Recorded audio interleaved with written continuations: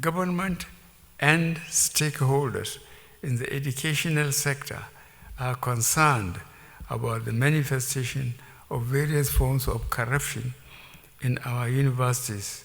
For example, use different terminologies to describe different forms of corruption they experience on our campuses. There is sorting or cash for marks, grades, sex for marks, sex for grade alterations, examination malpractice, and so on. Sexual harassment has assumed an alarming proportion.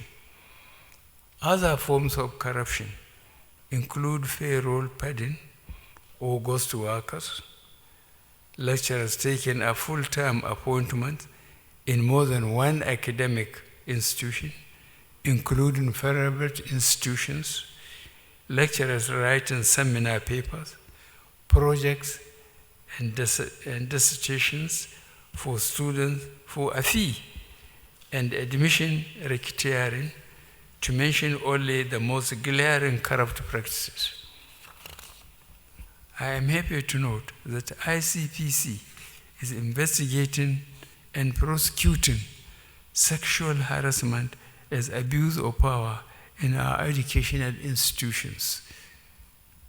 I approve and encourage them to continue to do so. Government will continue to fund education within realistically available revenue, but stakeholders, including the media, should equally advocate for transparency in the amount generated as internally generated revenue by educational institutions and how such funds are expended.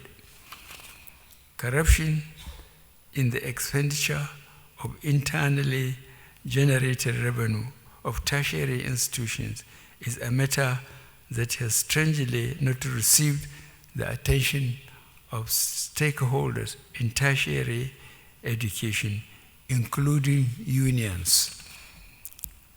I call on stakeholders to demand accountability in the administration of academic institutions and for unions to interrogate the bloated personnel and procurement expenditure of their institutions.